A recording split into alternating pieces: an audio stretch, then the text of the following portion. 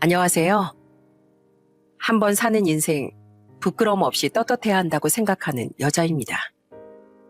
저는 예전부터 쭉 유튜브 사연 채널을 구독하면서 재밌는 사연들 그리고 속 시원한 사연들을 들어왔었는데요. 항상 구독자 입장에서 사연을 듣기만 하던 저였지만 오늘은 큰맘 먹고 시모와 신우에 대한 이야기를 해볼까 합니다.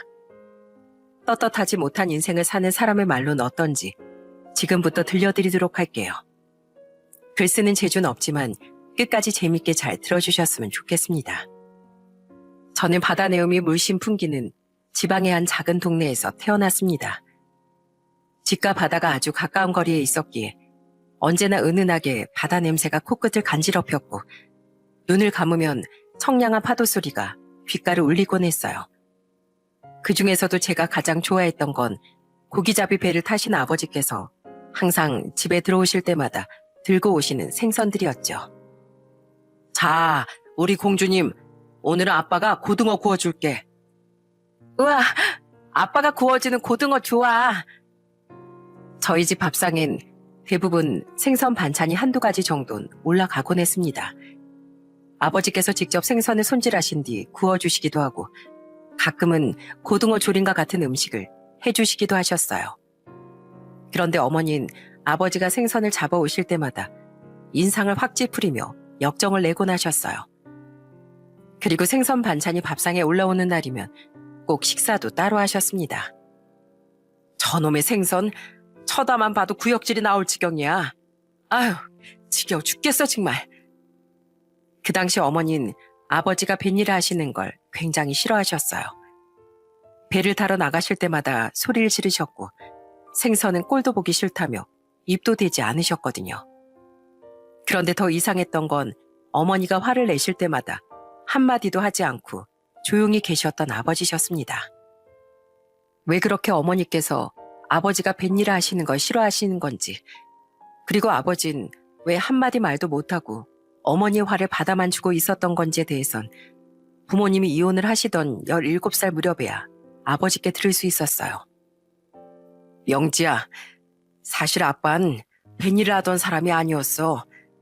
다른 아버지들처럼 평범하게 회사 다니면서 월급을 받던 직장인이었지. 제일 친하다고 생각했던 친구에게 속아 사기를 당하기 전까진 말이야. 아빠 사기당한 적 있었어? 아빠랑 중학교 같이 다니면서 엄청 친하게 지내던 삼촌이 한 명 있었거든. 그런데 어느 날 그 삼촌이 찾아와서 아빠 손을 잡으면서 울더라고. 자기가 몸이 많이 아픈데 치료비가 없으니 딱 1,000만 원만 빌려달라고 말이야. 너희 엄만 큰돈이라고 절대로 빌려주지 말라고 그랬었는데 그래도 친하게 지냈던 친구이기도 하고 아픈데 치료를 받을 돈이 없다는 말이 어찌나 그렇게 신경이 쓰이던지. 그래서 있는 돈 없는 돈 다 긁어가지고 돈을 빌려줬지. 그땐 너무 고맙다면서 눈물을 흘리고 난리도 아니더라고.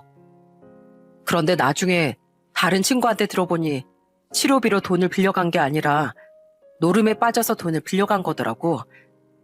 다른 친구들한테도 이런저런 사정을 이야기하면서 돈을 조금씩 빌렸었나 봐. 아버진 절친한 친구에게 사기를 당한 것도 모자라 잘 다니고 있던 회사까지 갑작스런 부도로 문을 닫아버리는 바람에 당시 모든 걸 다 포기하고 싶을 정도로 힘든 시간을 보내셨다더라고요. 그래도 책임져야 할 가족이 있었기에 다시 취업을 해보려 여기저기 이력서를 넣었지만 받아주는 곳이 없었고 그렇게 방황하며 일용직을 전전하다 아는 분을 통해 우연히 뱃일을 배우게 됐다고 하셨습니다. 너네 엄만 내가 일용직 일을 하는 것도 또 배를 타는 것도 정말 싫어했었어. 적어도 자식한테 창피하지 않은 아버지가 되라면서 그런 일 하지 말고 제대로 된 직장이나 구하라고 난리를 쳤었지. 결국 그렇게 싸우다가 네가 고등학교에 들어간 지금에서야 이혼을 하게 된 거고. 영지야, 넌 네 아빠가 뱃일을 하는 게 창피하냐? 전혀. 아빠가 집에서 놀고 먹으면서 한량처럼 사는 것도 아니고 뭐가 창피해. 하나도 난 안 창피해. 나한테 아빤 누구보다도 더 자랑스러운 사람이야. 이렇게 부모님이 이혼하신 후 전 아버지와 함께 살게 됐고 어머닌 저와 아버지를 두고 떠난 이후 한 번의 연락조차 하시질 않았어요.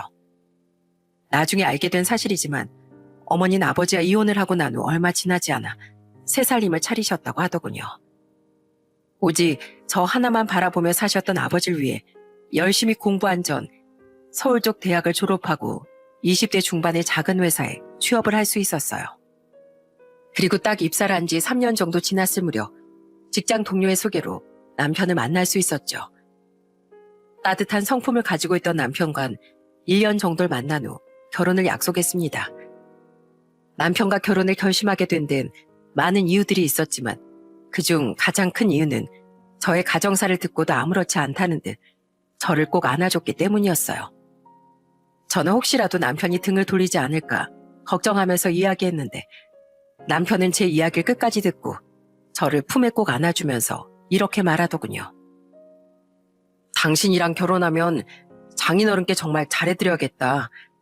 그리고 나중에 인사 가게 되면 따님 이렇게 예쁘게 키워주셔서 감사하다고 고생 많으셨다고 큰절도 올릴 거야.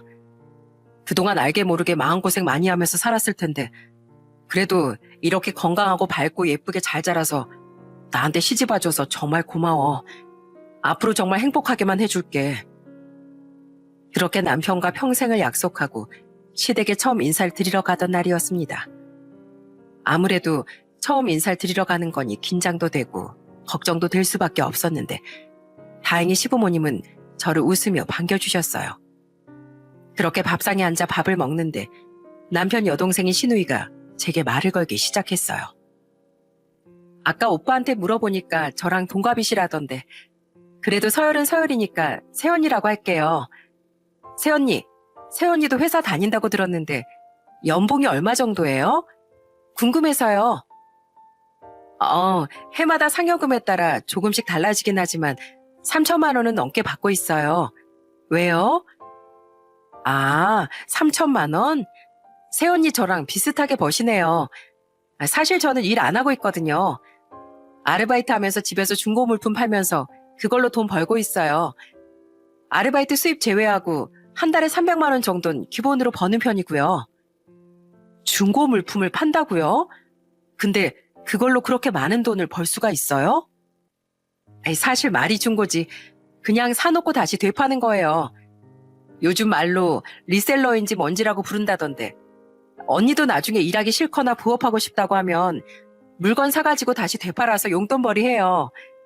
이게 생각보다 많이 쏠쏠하거든요. 신우는 중고 물품에서 물건을 파는 것과 아르바이트 수입으로 생활을 하고 있었습니다. 그래도 아르바이트 수입을 제외하고 300만 원 정도 돈을 번다고 하니 대단하다 싶긴 하더라고요. 실제로 방을 들여다보니 아직 포장을 까지도 않은 박스들이 산더미처럼 쌓여있더군요. 여기 이 물건들이 나중에 다시 다른 사람한테 팔리는 거예요. 새언니도 마음에 드는 물건 있으면 저한테 하나 사실래요? 제가 새언니는 특별히 저렴한 값에 드릴게요. 새언니를 상대로 장사하냐 지금? 네가 사놓은 물건은 네가 알아서 처리해. 가족한테 팔아치우려고 하지 말고. 장사라니. 그냥 가족 됐으니까 특별히 할인가로 모시겠다는 거지. 다음에요. 다음에 와서 보고 사고 싶은 거 있으면 말할게요. 오늘 만나서 반가웠어요. 남편은 신우가 이렇게 물건을 판매하는 걸 별로 달갑지 않아 하는 것 같았습니다. 저를 집에 데려다 주는 내내 표정이 무척이나 안 좋더라고요. 그래서 저는 남편에게 조심스럽게 물었습니다. 당신 아까 집에서부터 계속 기분이 안 좋아 보여. 아가씨가 나한테 물건 사지 않을 거냐고 물어봐서 그런 거야? 그것도 그건데 그게 뭐 잘난 일이라고 그렇게 당당하게 떠벌리고 다니는지 이해가 안 가서 그래. 가끔씩 그냥 제대로 된 직장 구해서 돈 벌으라고 이야기는 하는데 그저 잔소리처럼 들리나 보더라고.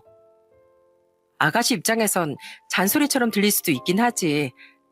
당신 입장에서 봤을 때도 제대로 된 일도 아니면서 뭐 저렇게 자랑이라고 떠들어대고 있나 싶기도 할 거고.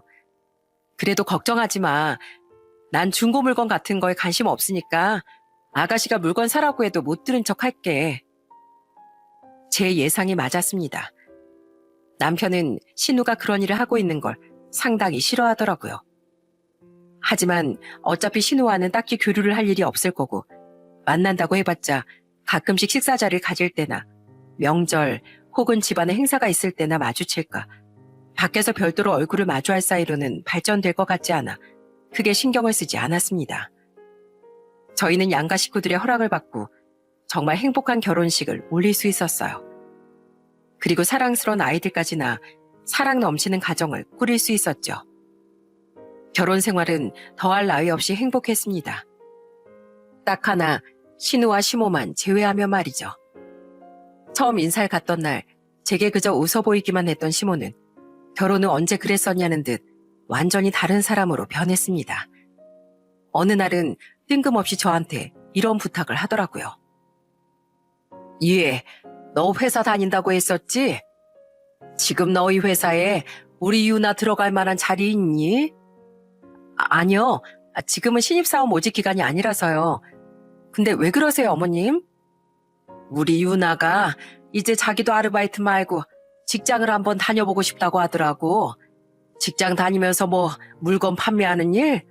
그런 것도 계속 할 거라고. 가족 좋다는 게 뭐니? 네가 윗선에다가 말 좀 잘해서 우리 유나 자리 좀 마련해줘 봐라. 맞아요, 새언니. 저 정말 누구보다 열심히 일할 수 있어요. 저 뽑아주면 솔직히 새언니도 엄청 좋은 거 아닌가? 제가 회사에서 뭐 대단한 직책을 가지고 있는 것도 아닌데 이렇게 당연하게 꽂아달라고 말을 하다니. 아무리 가족이라고 해도 이건 좀 아닌 것 같다는 생각이 들더군요. 그래서 제가 한마디 하려던 순간 아버님이 숟가락을 탁 소리나게 내려놓으시더니 신우와 시모를 보며 이렇게 소리치셨습니다. 당신은 무슨 직장의 애들 놀이터인 줄 알아? 자리 좀 만들어 줍시오 하면 알아서 만들어주게. 그리고 유나 넌 제대로 된 직장을 다니고 싶으면 너 스스로 좋은 회사 찾아서 이력서 넣어가며 면접 보러 다녀. 세연이 도움 받을 생각하지 말고. 그깟 중소기업에 자리 하나 마련해달라고 말한 게 뭐 그렇게 힘든 일이라고. 세아가 아까 그 말이 그렇게 기분 나쁘고 불쾌했니? 아니요. 그런 건 아니지만 제가 윗선에 부탁해서 자리 마련할 정도로 아직 힘이 있는 게 아니어서요. 그리고 저희 회사는 컴퓨터 관련 자격증도 있어야 하고 토익 점수도 어느 정도 높아야 해요. 그런 부분에서 아가씨는 제가 도움을 준다고 하더라도 저희 회사에 적응하기 힘들 것 같아요. 제가 이렇게 딱 잘라서 단호하게 거절을 하니 시모와 신우는 끊임없이 들릴 듯 말 듯한 목소리로 궁시렁거렸습니다. 물론 아버님께서 재차 호통을 치시는 바람에 바로 그치긴 했지만은요. 그리고 그 일이 있은 지 5개월 정도 지난 어느 날 시댁에 아주 어마무시한 일이 터지고 말았어요. 어머니, 울지 마시고 제대로 말씀 좀 해보세요. 뭐라고요? 우리 유나가 중고 물품 사기를 쳤대. 심지어는 초범도 아니란다. 이전에 몇 번이나 사기 때문에 벌금형을 선고받은 적이 있다고 하더라고. 나랑 너희 아빤 정말 감쪽같이 모르고 있었던 사실인데 예, 이걸 어떡하면 좋니? 바로 신우이가 사기 전과로 구속이 됐다는 연락이었어요. 신우는 중고 카페나 어플 같은 곳에다 제품 사진을 올린 후 구매를 희망하는 사람들에게 선입금을 먼저 받고 확인이 되면 빈 상자나 아니면 그 안에 돌을 넣어 배송을 한 것 같았어요. 벌금이 떨어지면 본인이 가지고 있는 돈으로 해결하고 말이죠. 와, 그 말을 듣는데 진짜 사람이 할 짓인가 싶더라고요. 그리고 그날 저녁 벼랑간 신우가 전화가 와서는 제게 이런 말을 하는 겁니다. 새언니, 저 한 번만 도와주세요. 저 이전엔 벌금형이었는데 이번에 재판 한 번 더 열리면 징역 갈 수도 있다고 했단 말이에요. 저 깜빵 가기 싫어요. 아가씨, 이건 법적인 분쟁이라 제가 아가씨를 위해 해줄 수 있는 건 아무것도 없어요. 저는 변호사도 아니고 판검사도 아닌데 뭘 도와달라는 거예요 대체. 탄원서 같은 것만 하나 써주세요.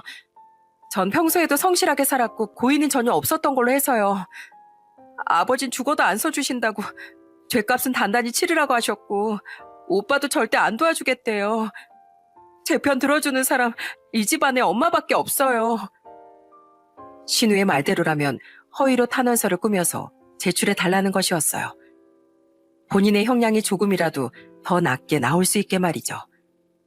자신의 잘못을 뉘우치지 못할 망정 어떻게 이 상황을 무마할 수 있을지에 대해서만 머리를 굴리다니 정말 소름이 끼칠 지경이었습니다.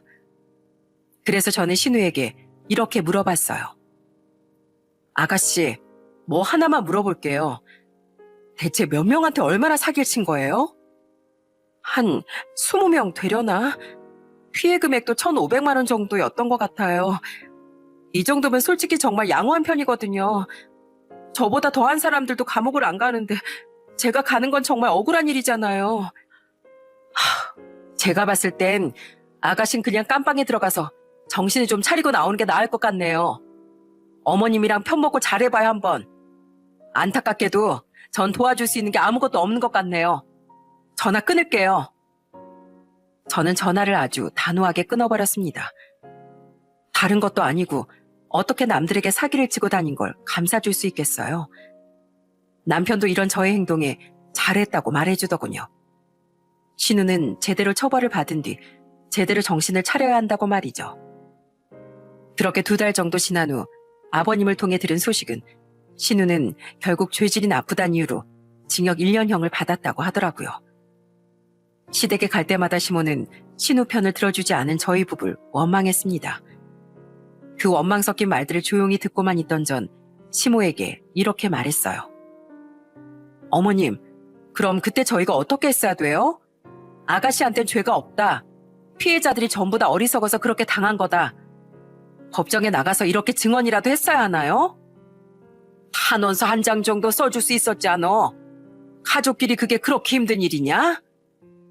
아가씨가 범죄를 저질렀다는 정황이 확실하고 이전에 벌금형까지 여러 번 받은 기록이 있는 상황에서 탄원서를 보낸다고 한들 씨알도 안 먹혔을 거예요. 아무튼 일은 이미 일어났고 아가씨는 죄값 제대로 치르고 나와서 다시는 안 그러면 될 일이에요. 더 이상 지난 일 가지고 저희 원망하지 말아주세요. 제가 이렇게까지 이야기라니 시모는 더 이상 그 일에 관련해 얘기를 꺼내진 않았습니다. 그리고 정확히 1년이 흐른 후 신우이는 출소를 할 수 있었어요. 출소하는 날 그래도 가족끼리 얼굴은 보러 가야 하지 않겠냐는 말에 두부 한 모를 사들고 갔었습니다. 그리고 출소를 하고 나서 이렇게 이야기를 하더군요. 나 다신 사기 안 치기로 다짐했어. 감옥 생활은 정말이지 최악이었거든. 바닥을 기어다니는 바퀴벌레에 문 고장난 화장실에 축축한 바닥에 상상도 하기 싫어. 신우는 상상도 하기 싫다는 듯 고개를 절레절레 흔들었습니다. 사실 한 번 사기를 친 사람이 2번, 3번, 4번은 기본으로 사람을 계속해서 속인다는 것은 알고 있었지만 그래도 저렇게까지 이야기라니 다시는 안 그러겠지 하는 생각이 들더군요. 그 이후 명절에 시댁에 가도 신우나 시모와 많은 이야기를 나누진 않았고 별다른 언쟁도 없이 그렇게 평범하디 평범한 관계를 유지하며 살아갔습니다. 그렇게 5년 정도의 시간이 흘렀을까요? 남편, 아이들과 함께 평범한 일상을 살아가던 제게 청천벽력 같은 일이 일어나고 말았습니다. 그날은 유독 날이 덥고 습한 여름날이었어요. 하늘이 참 흐리기에 비가 오려나 하고 하늘을 올려다보던 그때 제게 한 통의 전화가 걸려왔습니다. 전화를 건 사람이 아버지였기에 저는 아무런 생각도 하지 않고 반가운 목소리로 전화를 받았어요. 그런데 전화를 받은 사람은 아버지가 아니었어요. 영지야, 진수 삼촌이다. 지금 아버지가 심장마비로 쓰러지셔서 병원에 실려가셨어. 심장마비, 이 단어를 듣는 순간 주변에 있는 모든 소리들이 들리지 않는 듯한 착각이 들었어요. 심장마비라니, 아버진 건강했는데 갑자기 왜? 평소에 지병 하나 없이 건강한 아버지셨기에 그 소식을 더더욱 믿을 수 없었습니다. 아버진 병원으로 이송되셨지만 저희 지역 특성상 큰 병원은 멀리 외곽 쪽으로 떨어져 있었기에 골든타임도 놓치고 제대로 된 처치를 하는 시간도 길어지게 되어 결국 손 한번 써보지 못한 채 아버진 그렇게 허무하게 세상을 떠나셨어요. 저는 남편과 고향에 도착하자마자 아버지가 돌아가셨다는 소식을 들었고 곧바로 아버지께서 계시는 병원으로 향했습니다. 너무 꿈 같더라고요. 분명히 며칠 전까지만 해도 통화를 하던 아버지가 이렇게 잠드신 표정으로 세상을 떠나셨다는 게 믿어지지가 않아 미친 듯이 눈물만 흘렸습니다. 아빠, 우리 애들 결혼할 때까지 건강하게 잘 살 거라며, 100살까지 배 타고 고기 잡다가 갈 거라며. 근데 이런 법이 어딨어. 아빠 미워. 아빠, 집에 가자. 일어나 제발. 제가 아무리 아버지 얼굴에 쓰다듬고 울고 때를 써도 돌아오는 대답은 침묵뿐이었습니다. 그렇게 그 흔한 작별 인사 한마디 없이 아버지를 떠나보내게 됐어요. 장례는 고향에서 치렀고 아버지 장례식엔 정말 많은 사람들이 걸음을 해주셨습니다. 그리고 시댁 식구들도 장례식장에 찾아와 아버지의 명복을 빌어주셨어요. 그날만큼은 신우, 시모도 조용히 예만 갖춘 후 자리를 떠났습니다. 아버진 평소 입버릇처럼 말씀하시던 대로 넓은 바다 위에 훨훨 마음 편히 날아가실 바라는 마음을 담아 뿌려드렸어요. 아버지 장례가 끝나고 모든 절차를 밟은 뒤 아버지께서 남기신 유산을 상속받을 수 있었어요.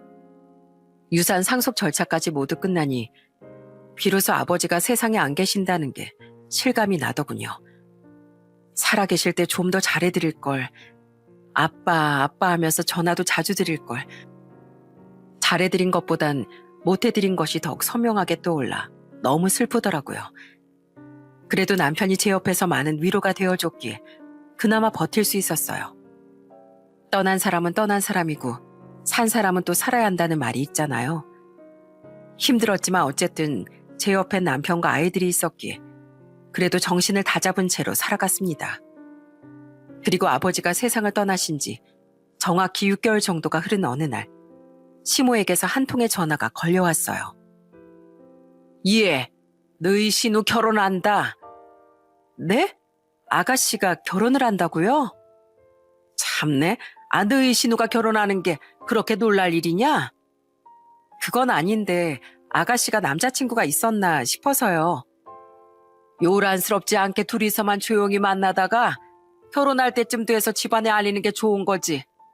아무튼 우리 유나 결혼하는 거 축하하는 겸해서 오늘 저녁에 가족끼리 밥이나 먹자. 너한테 할 말도 있고. 시간 괜찮지? 네, 괜찮아요, 어머님.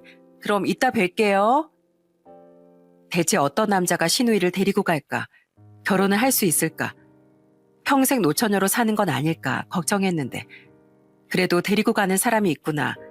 적어도 외롭게 늙어가진 않겠네 싶은 생각이 들더라고요. 그렇게 저는 그날 저녁 퇴근한 남편과 함께 시댁으로 향했어요. 그리고 신우의 결혼을 나름대로 진심을 담아 축하해주면서 저녁을 먹고 있는데 시모가 벼랑간 제게 이런 말을 하는 겁니다. 예, 그러고 보니 너 유산 상속은 끝났니? 사돈 어른이 네 앞으로 얼마 정도 남겨놓으셨든? 그건 지극히 개인적인 거라 말씀드리기는 힘들 것 같은데 어머님, 죄송합니다. 남편한테도 말을 안 했던 거라서요. 그래? 그럼 뭐 금액은 말해줄 필요 없고 난 돌려 말하는 거 싫으니까 솔직하게 이야기하마. 사돈 어른이 남기고 하신 유산 너희 신우 결혼하는데 보태주는 건 어떠니? 저는 그 소리를 듣자마자 사례가 들러 한참 동안 기침을 해야 했어요. 세상에 아버지가 제게 남겨주신 유산을 신우 결혼하는데 보태라니. 여러분께선 이게 말이나 된다고 생각하시나요? 진짜 너무 어이가 없고 기가 막혀서 화도 안 나오더군요. 그건 남편과 아버님도 마찬가지셨는지 황당한 표정으로 다들 시모를 쳐다만 보고 있을 뿐이었어요. 그 자리에서 태연한 표정을 짓는 건 시모와 신우밖에 없었어요. 모두가 아무 말 없이 자신을 빤히 쳐다보자 시모는 무척 뻔뻔한 얼굴로 제게 이렇게 말을 하더라고요. 뭘 그렇게 쳐다봐? 내가 못할 말 한 것도 아니고 신우이 결혼식에 돈 좀 보태달라고 하는 게 뭐 잘못된 거야? 어머님이 말을 꺼내시고도 뭐가 잘못됐는지를 모르시겠어요? 전 지금 너무 황당해서 말도 안 나올 지경이에요.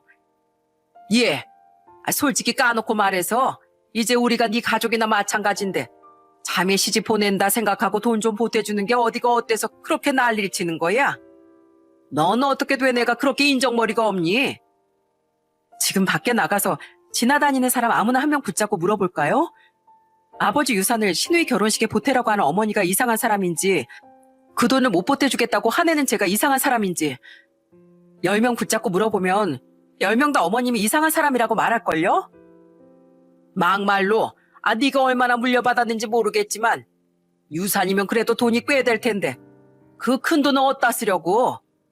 저승길에 노자 돈으로 가져가길 할 거냐? 사회에 기부를 할 거냐? 어차피 너희 씀씀이도 적은 편이고 애들 교육비 정도야 너희들 버리려도 충분하지 않냐? 돈 안 쓰고 묵혀놓을 바에야 그냥 좋은 마음으로 신우 결혼식에 보태라는 건데 그게 그렇게 불만이야? 그래요 언니. 제가 그동안 아무 말도 안 하고 있었더니 정말 해도 해도 너무하시네요. 다른 것도 아니고 제 결혼식인데 돈 몇 푼 보태주는 게 그렇게 아까우세요? 네? 그냥 돈도 아니고 장인어른 유산을 보태달라고 말하는 게 상식적인 거냐? 그리고 딱 하나만 물어보자. 이 예비 남편 될 사람은 알아? 네가 사기쳐서 깜빵 다녀온 거? 그거 다 알고도 너한테 괜찮다고 결혼하자고 하디? 그럼 당연하지. 그거 하나도 내가 말을 안 했을까 봐 그래? 그리고 솔직히 세원이랑 오빤 나한테 할 말 없어야 정상 아니야? 그때 내가 한 번만 도와달라고 그렇게 빌었는데 거들떠도 안 받잖아.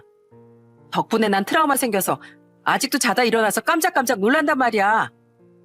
네가 그랬지 내가 그랬냐? 누가 남 속에서 돈 뜯어내고 살라고 시켰어?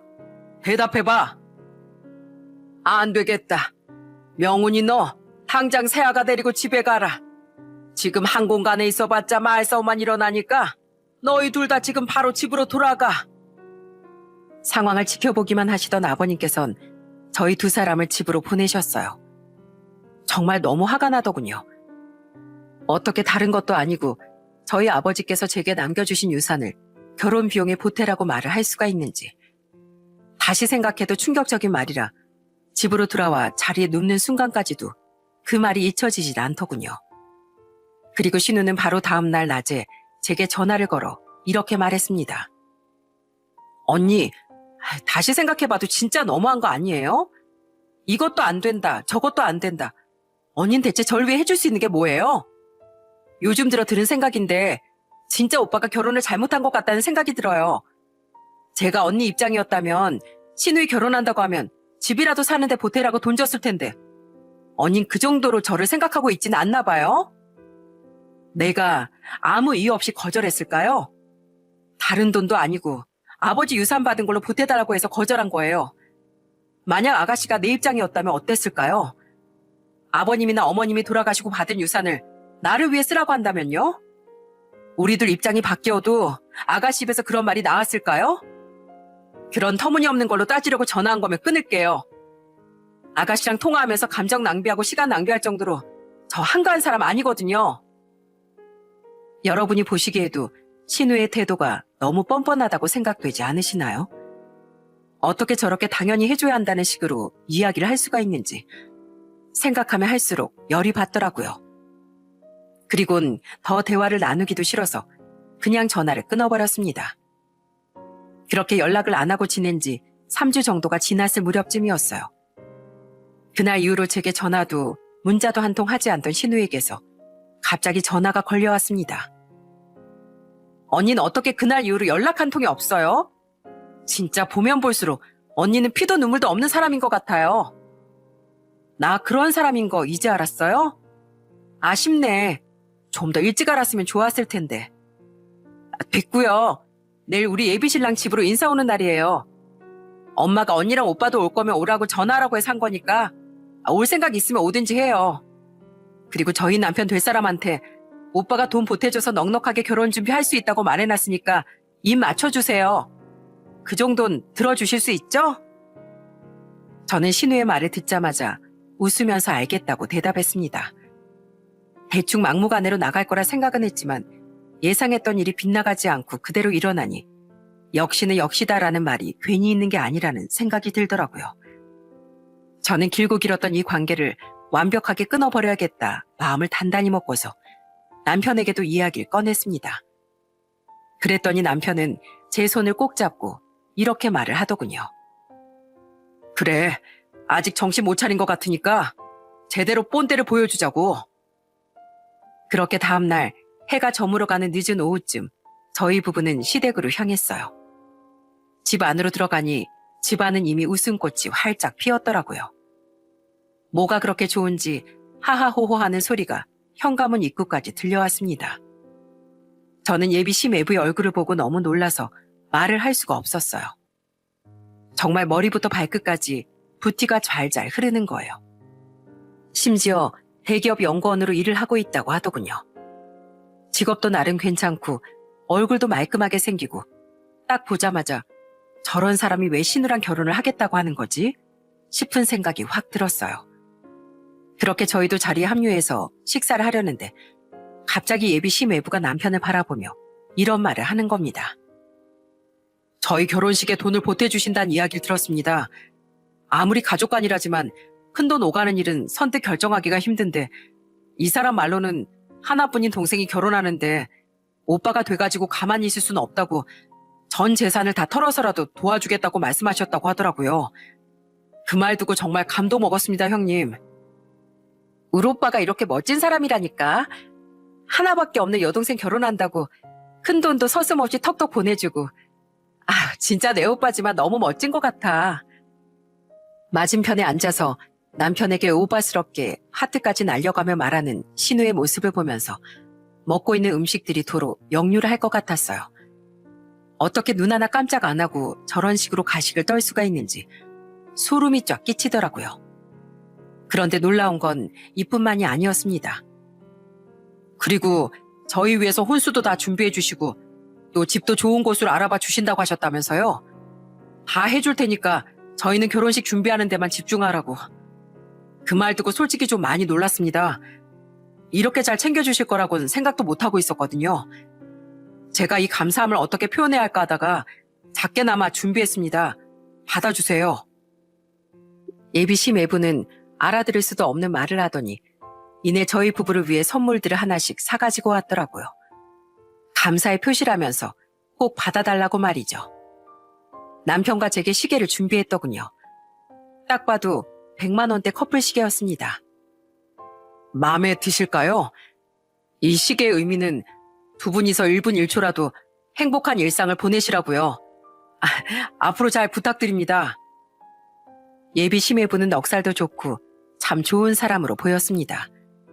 신우인 아무것도 모른다는 순진한 표정으로 저희를 바라보고 있었고 아버님은 상황 파악이 전혀 되지 않는다는 표정으로 저희와 신우이를 번갈아 바라보셨어요. 시모는 태어난 척하며 조용히 밥만 먹고 있었고 말이죠. 그 모습을 보면서 이제는 정리해야겠다 마음을 먹은 전 예비 시매부에게 시계 박스를 내밀며 이렇게 말했습니다. 미안한데 이 시계는 도로 들고 가시는 게 좋겠어요. 우린 결혼식 비용을 보태준다고 말한 적도 없고 혼수면 신혼집 구하는 것까지 도와준다고 얘기한 적도 없어요. 그게 무슨 말씀이세요? 그거 다 우리 아가씨가 꾸며낸 말이에요. 하나부터 10까지 전부 다. 혹시 알고 있어요? 아가씨가 어떤 사람인지? 표정 보니까 모르시는 것 같은데 지금 알려줄게요. 아가씨 보통 사람 아니에요. 신상에 빨간 줄도 그여있는 그런 사람이라고요. 네? 그게 무슨 말인지. 신우의 정체에 대해 말을 꺼낼 순간 분위기는 마치 찬물을 끼얹은 것처럼 싸늘해졌고 제 앞에 앉아있던 신우의 뻔뻔스런 얼굴이 종이장이 구겨지듯이 일그러지기 시작했습니다. 결혼할 사이인데 이런 중요한 사실을 숨긴다는 게 말이나 되는 소리인가요? 저는 예비 시매부를 쳐다보면서 계속 말을 이어나갔습니다. 네, 정확히 말씀드릴게요. 그쪽은 저 만난 걸 조상님에게 감사하게 생각하세요. 저희 신우는요, 특기도 사기꾼이고 취미도 사기꾼이에요. 불쌍한 학생들, 취업준비생들, 직장인들에게 중고물품 사기쳐서 몇 년 전에 깜빵도 다녀왔고요. 직장이라는 건 다녀본 적도 없는 아주 백수 꼴통에다가 말은 또 얼마나 쌍스럽게 하는지 아마 결혼하시면 머리깨나 아프실걸요? 너 조용히 하지 못해? 지금이 어느 안전이라고 유언비어를 퍼뜨려? 아, 깜빡하고 빠뜨릴 뻔했네요. 여기 앞에 계시는 저희 시모 있죠? 이분도 보통이 아니거든요. 사람이 염치라는 게 있어야 하는데 아주 그렇게나 염치가 없는 사람이에요. 이거 해달라 저거 해달라 아마 월급 받은 돈을 그대로 갖다 바치셔야 할걸요? 심지어는 우리 친정아빠 유산을 뺏으려고 했다니까요? 이 정도면 말 다 하지 않았어요? 어때요? 제가 간단히 우리 아가씨랑 시어머니에 대해 설명해드렸는데 더 해드릴까요? 제가 이렇게 미친 척하며 빵 터뜨리자 한순간에 시댁은 난장판이 되고 말았습니다. 예비 시매부는 모든 걸 속았다는 듯 부들부들 떨기 시작했고 신우와 시모는 아주 발악을 하기 시작하더군요. 야, 새언니, 지금 뭐 잘못 먹었어요?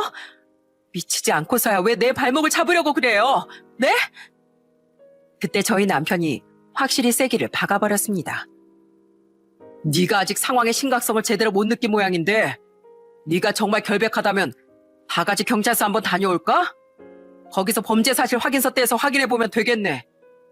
우리가 지나친 농담을 한 건지 아니면 네가 거짓말 치고 있는 건지. 걸리는 거 없으면 지금 바로 출발하자.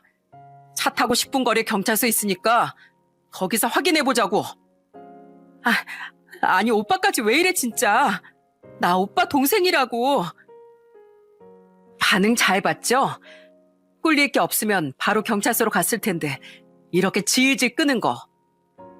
그리고 애초에 결혼식 비용도 우리 아버지 유산으로 보태달라고 말도 안 되는 생떼를 써서 보태줄 일 없다고 말도 안 되는 소리 하지 말라고 했었어요.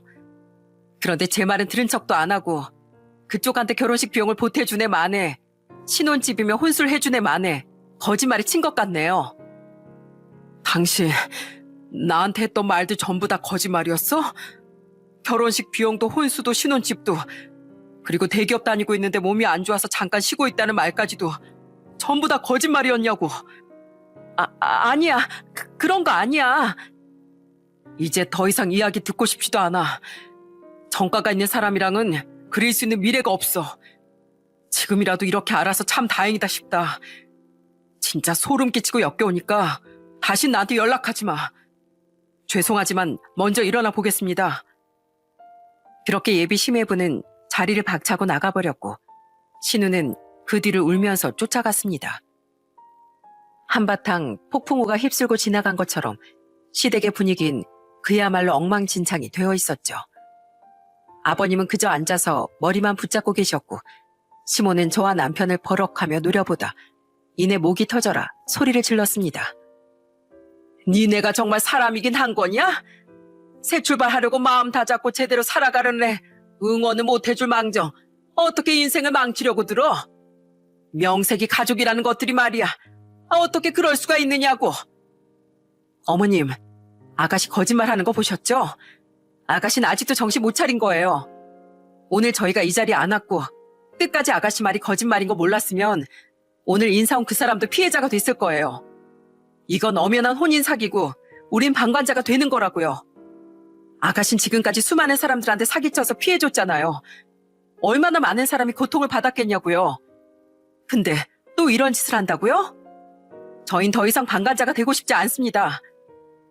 에휴, 막말로 평생 사는 동안 정직하기만 한 사람이 어디 있다냐? 털어봐라. 청렴하다고 소문난 사람도 먼지 하나 안 나오나. 네 마누란 그렇다 치고 명훈이 넌 동생 편을 들어야지. 어디 저 기집애 편을 들고 자빠졌어? 뭐? 경찰서로 데려가서 확인을 하자고? 어떻게 동생 앞길을 막을 생각을 해? 오빠가 돼가지고. 저희 두 사람이 유나 앞길을 막은 게 아니에요. 그 전에 어머니 유나가 어떻게 행동했는지 먼저 생각해보세요. 아이고, 아들 다 키워놔봤자 장가 보내면 지 마누라 편 든다고 하더니만 그 말이 딱 맞구만. 내 아들은 안 그럴 줄 알았는데 아이고 내 팔자야. 아이고. 이번 일을 계기로 가족 간의 연을 끊고 싶으시면 아예 끊고 사셔도 돼요. 저희는 미련 없으니까요. 할 말은 다 끝났으니까 저희는 이만 가보겠습니다. 저희 부부는 가슴속에 묻어뒀던 말을 모두 내뱉고서 뒤도 돌아보지 않고 시댁을 떠났습니다. 마음속에 응어리진 말들을 다 쏟아내고 나오니 가슴이 아주 뻥 뚫린 것 같더라고요. 그날 저녁 아버님께서도 전화가 와서 이렇게 말씀을 해주셨어요. 너희 오늘 아주 잘했어. 난 그래도 유나가 솔직하게 말을 하고 상대 쪽에서 지난 일이니 괜찮다고 해서 결혼을 약속한 건 줄 알았어. 그런데 그렇게 아무것도 모르고 있었을 줄이야. 니네 아니었으면 아주 큰일이 날 뻔했다. 너희가 사람 한 명 살린 거야. 평생을 함께할 사람이라면 있는 그대로를 솔직하게 털어놓는 게 맞는 거잖아요. 자신을 있는 그대로 털털하게 공개하고 당당하게 결혼식을 올리는 방법도 있었을 텐데 그냥 제 무덤을 제가 팠다는 생각밖엔 들지 않았어요. 나중에 아버님께 들어보니 그날 예비 시매부가 될 뻔한 사람은 시누이와 경찰서로 가서 범죄 사실 확인서를 직접 떼어보고 전과 기록을 눈으로 확인하고 나서야 제대로 시누이랑 끝을 냈다고 하더라고요. 그로부터 한 달 정도의 시간이 흘렀을까요? 벼랑간 아무런 연락도 없이 시모가 저희 집으로 찾아왔습니다. 그런데 저희 부부 얼굴을 보자마자 눈물부터 쏟는 게 아니겠어요? 한 달 동안 무슨 일이 있었던 건지 완전히 이빨 빠진 호랑이 꼴이 된 것 같았습니다. 그리고 벼랑간 저희에게 이렇게 말을 하더군요. 얘들아, 제발 우리 좀 도와다오. 무슨 말씀하시는 거예요? 뭘 대체 도와달라는 건데 어머님? 얼마 전에 유나 결혼이 엎어지게 됐잖아. 그런데 그날 이후부터 우리 유나가 밥도 거의 안 먹고 방 안에 콕 틀어박혀서 계속 소리를 지르면서 울기만 하더라고. 저러다 정말 큰일이 날 것 같아서 뭘 어떻게 해줘야 하나. 원하는 게 뭔가 해서 물어봤었는데 원하는 게 딱 하나래. 결혼하기로 했던 그 총각을 다시 데리고 와달라고 하는 거야. 내 인생에 2번 다시는 없을 사람이라고. 그 총각이 아니면 평생 독신으로 살다가 세상을 떠나버리겠다지 뭐냐. 그 말을 듣는데 그냥 소름이 확 끼치더라고요. 끝까지 신우는 자기가 뭘 잘못했는지 전혀 모르고 있는 것 같았습니다. 자신의 잘못을 알고 있었다면 식음을 전폐할 일도, 그리고 예비 시매부가 될 뻔했던 그 남자를 뻔뻔하게 찾지도 않았겠죠. 저희 부부가 어이없다는 표정으로 쳐다만 보고 있으니 시모는 갑자기 애원을 하기 시작하더군요. 새아가 미안하다. 내가 그동안 너한테 너무 나쁘게만 굴었지. 사돈어른 유산을 가지고 결혼식 비용에 보태달라고 하질 않나. 소리를 꽥꽥 지르질 않나. 그동안 나한테 서운하고 속상한 게 많았을 텐데 내가 지금 이 자리에서 진심으로 사과하마. 정말 미안하다. 그러니까 이번 한 번만 너희 시누이 좀 도와주면 안 되겠니? 아마 네가 가서 말해주면 신뢰가 갈 거야. 네가 직접 가서 우리 시누이 정신 차렸다면서 그 총각 설득 좀 시켜주면 안 되겠니? 네 말이면 들을 거야. 그렇게만 해주면 내가 널 평생 업고 다닐란다. 허리도 약하시면서 뭘 업고 다녀요. 그리고 어머님, 저희가 무슨 탐정도 아니고 모르는 사람은 어떻게 찾겠어요. 그리고 그분도 자기를 찾는 걸 원치 않을 거예요. 솔직히 어머님 같으면 기분이 좋겠어요? 범죄 사실을 숨긴 사람이 자기한테 미련을 못 버리고 찾고 있다는데 저 같으면 너무 불쾌할 것 같은데요. 나도 알아. 하지만 사람은 살리고 봐야 하지 않겠니?